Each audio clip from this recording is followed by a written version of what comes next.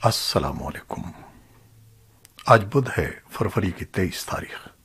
پاکستان میں اس وقت شام کے 7، بھارت میں 7:30، اور یہاں ہمارے اسٹوڈیوز کی گھڑیوں میں صبح کے 9 بج رہے ہیں۔ وائس آف امریکہ واشنگٹن کی اردو سروس سے میں ہوں خالد حمید، خبروں کے ایک بلیٹن کے ساتھ۔ امریکی صدر جو بائیڈن نے منگل کے روز روسی حکومت کو بین الاقوامی مالی اعانت سے الگ کر دیا اور 2 بڑے بینکوں پر پابندیاں عائد کرتے ہوئے اعلان کیا کہ یوکرین پر اس کا حملہ بین الاقوامی قانون کی صریح خلاف ورزی ہے۔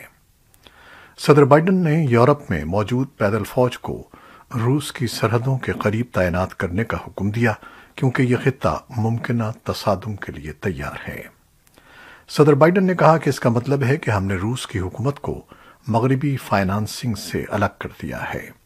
اب وہ مغرب سے مزید رقوم حاصل نہیں کر سکتا اور نہ ہی ہماری منڈیوں یا یورپی منڈیوں میں نئے قرضوں کے ساتھ تجارت کر سکتا ہے۔ بائیڈن نے کہا کہ امریکہ بدھ سے روس کے اشرافیہ اور ان کے اہل خانہ پر پابندیاں لگانا شروع کر دے گا۔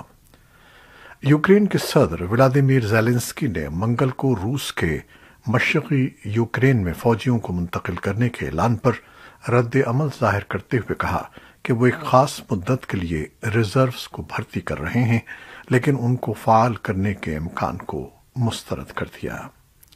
روس کے صدر ولادیمیر پوٹن کی جانب سے مشرقی یوکرین میں ڈونیٹسک اور لوہانسک کے روس کے زیر قبضہ علاقوں کو آزاد ریاستوں کے طور پر تسلیم کرنے کے بعد برطانیہ نے بھی منگل کو روس کے خلاف اضافی پابندیوں کا اعلان کیا۔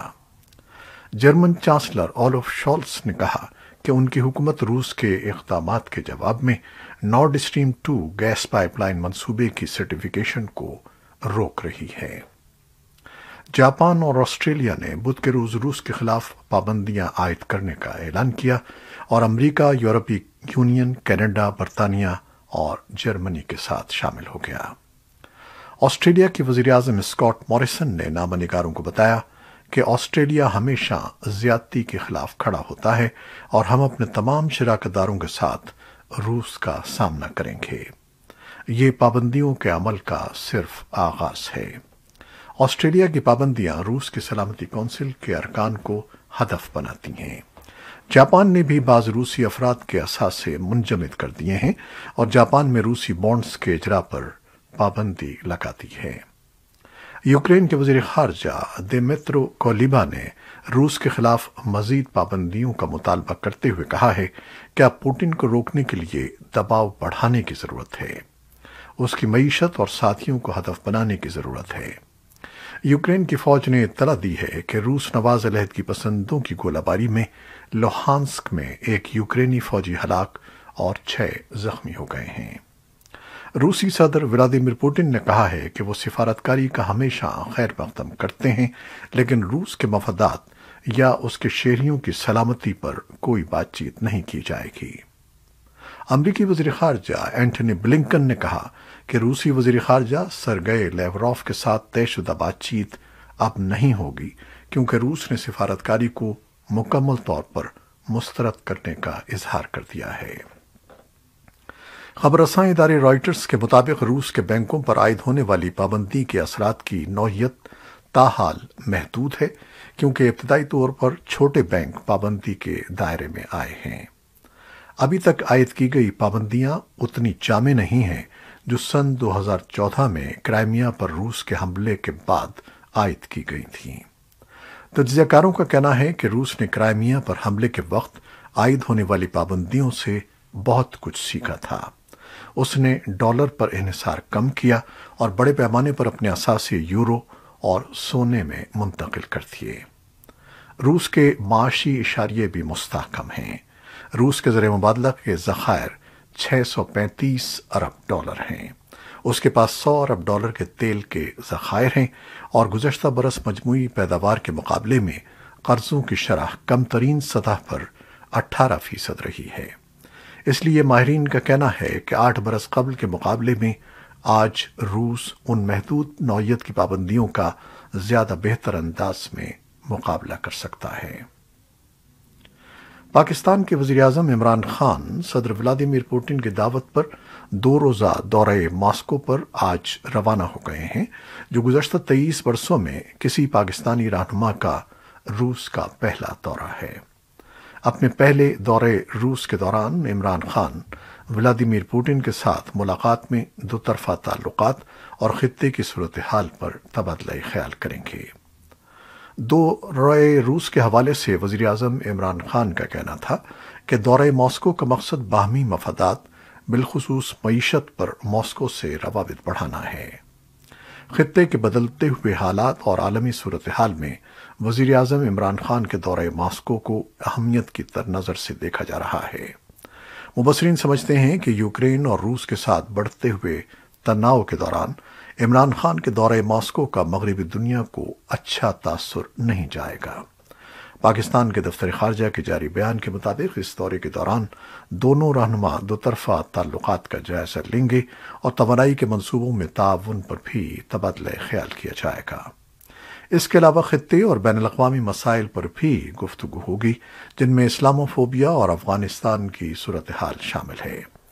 وزیراعظم عمران خان بھی اپنے ایک حالیہ بیان میں یہ واضح کر چکے ہیں کہ پاکستان کسی کیمپ کی سیاست پر یقین نہیں رکھتا اور یہ کہ انہیں دورہ روس کی دعوت یوکرین تنازع سے پہلے دی گئی تھی۔ عمران خان نے کہا کہ دنیا ایک اور سرد جنگ کی متحمل نہیں ہو سکتی اور یہ دورہ عالمی طاقتوں کے ساتھ باہمی مفادات پر مبنی تعلقات قائم کرنے کی پاکستان کی خارجہ پالیسی کا عکاس ہے۔ وزیراعظم عمران خان کے ہمراہ اعلیٰ سطحی حکومتی وفد بھی اس دورے میں شریک ہے۔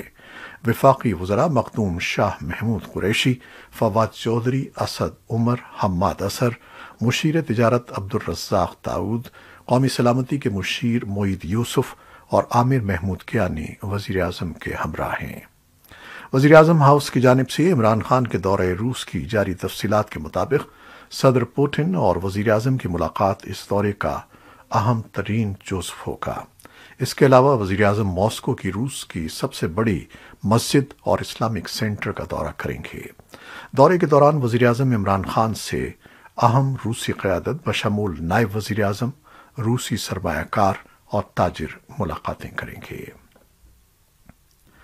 طالبان حکومت نے افغانستان میں غیر ملکی دہشت گرد گروپوں کے بڑھتے ہوئے خطرات کو مسترد کر دیا ہے۔ طالبان کے وزیر خارجہ نے یونیما سربراہ ڈیبورا لیون سے ملاقات میں کہا کہ طالبان حکومت کسی کو افغانستان کی سرزمین دوسروں کے خلاف استعمال کرنے کی اجازت نہیں دے گی۔ طالبان کی وزارت خارجہ نے ایک بیان میں کہا کہ امیر خان متقی نے اقوام متحدہ کی سلامتی کونسل کے ریمارکس کا حوالہ دیا ہے، جس میں افغانستان میں تخریبی گروپوں کی تشکیل نو پر تشویش کا اظہار کیا گیا تھا۔ انہوں نے کہا کہ یہ درست نہیں ہے۔ انہوں نے مزید کہا کہ افغان افراد اس طرح کے بیانات کو اشتعال انگیز اور براہ راست اکسانے اور تخریبی گروپوں کی مہم قرار دیتے ہیں۔ یونیما نے ایک بیان میں کہا کہ یہ اجلاس افغانستان کے بارے میں اقوام متحدہ کی سلامتی کونسل کی آئندہ بریفنگ سے قبل منعقد ہوا ہے۔ اقوام متحدہ کی ایلچی ڈیبرا لیون نے طالبان ڈی فیکٹو وزیر خارجہ متقی سے ملاقات کی۔ تمام افغان افراد کے حقوق، تحفظ اور معاشی چیلنجز پر پیش رفت اور تمام لڑکیوں اور لڑکوں کی اسکول واپسی کے لیے کی جانے والی تیاریوں پر تبادلہ خیال کیا گیا۔ طالبان حکومت کے نائب وزیر اقتصادیات کا کہنا ہے کہ افغانستان کی نئی اقتصادی پالیسی مارکیٹ اکانومی پر مبنی ہوگی اور جلد ہی اس پالیسی کو طالبان کے نائب وزیر اعظم کو بھیجا جائے گا۔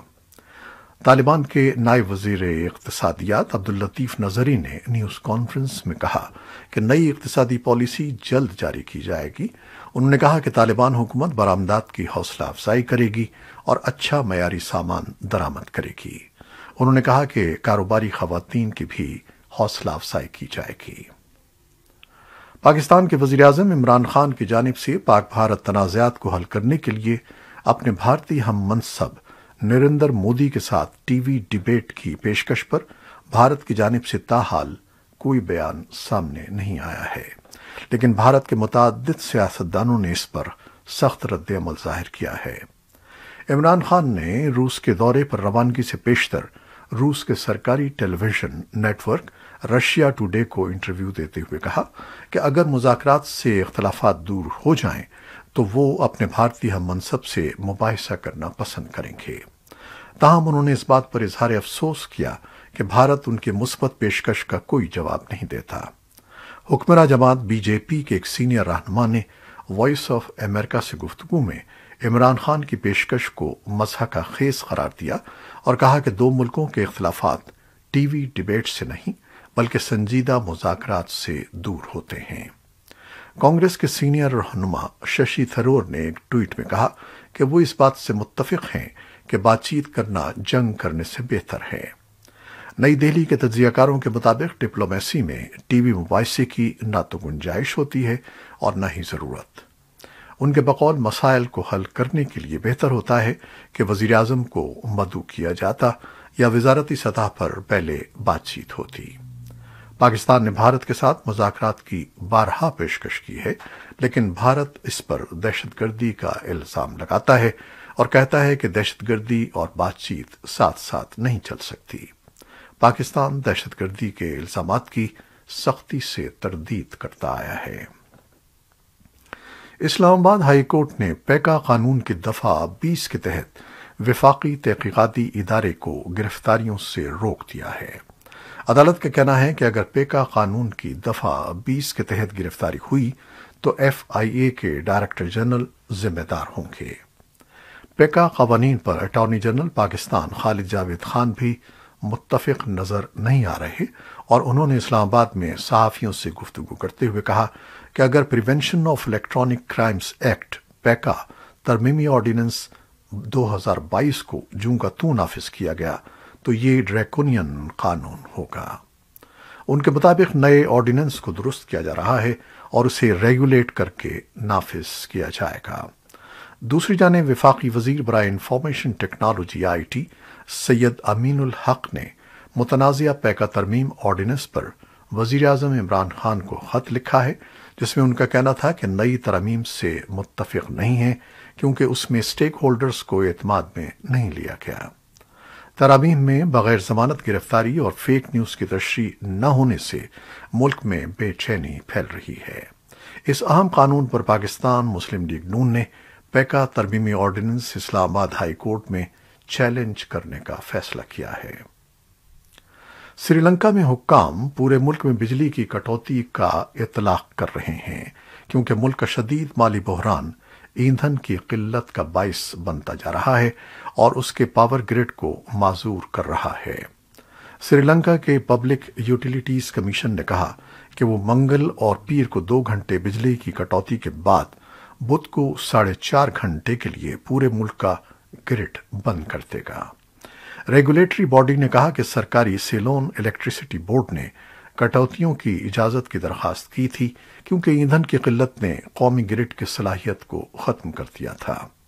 کرنسی کے بحران نے بیرون ملک سے ایندھن اور دیگر ضروری اشیاء کی درآمد میں رکاوٹ ڈالی ہے۔